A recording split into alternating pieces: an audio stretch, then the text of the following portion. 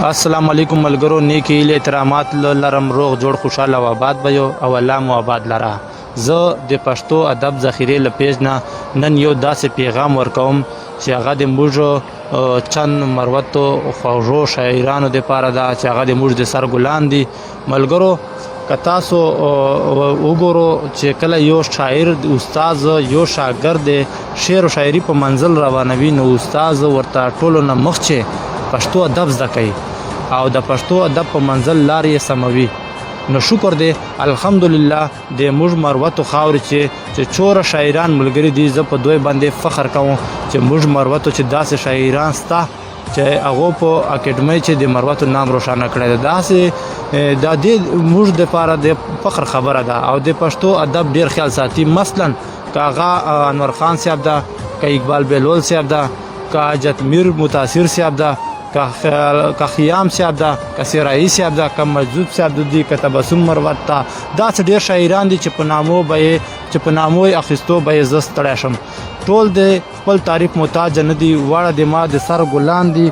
د ما په مروتو خاورې چې داسې شاعران سته چې ما یې له خټکو افریدو، مومندو، یوسفزو، رانیزو او د لدیروجو له خولې نه صفاتونه اورېدلي دي چې کله یې هغه صفات بیانوي نو تاسو یقین وکړو چې په خپلو جامو چې موږ مروت نه ځای کېږو. تاسو یقین وکړو چې موږ په خپلو جامو چې مروت نه ځای کېږو. خو نه ملګرو، یو چوم ورځ دا زه په سوشل میډیا باندې داسې څه پوسټونه وینم چې هغه سره زموږ د مروتو ادب باندې لوی اثر پرېوځي او د ادب خلاف چلیږي. نو لہذا ما دا ډېر عاجزانه عرض کاوه چې که چیرې تاسو خپل منځ چې داسې څه خبره وي یا یو بل نه داسې په مشاعرې یا په داسې یو بل پوسټ باندې چا له یو بل نه ناراضه شوي یو، نو هغه تاسو برای مهرباني په سوشل میډیا باندې مه چلوه.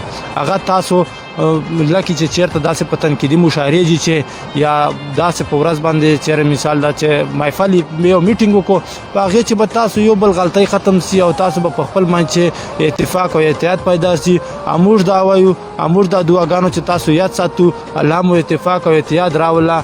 نو زه یو ځل بیا داسې د چند خوږو شاعرانو ملګرو دپاره بیا دا یو عاجزانه عرض کوم چې د پښتو ادب ذخیرې پیج باندې یو ځل بیا دو ته خپل مشرانو او کشرانو شاعرانو ورونو ته دا خواست کوم چې خپله منځ کې اتفاق او اتحاد ساتو او یو موټی اوسو، نو ټول به کامیاب او ښاد آباد یو.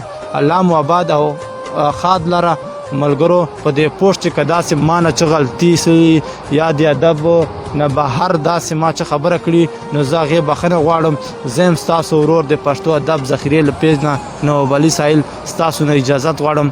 د لوی الله په امان.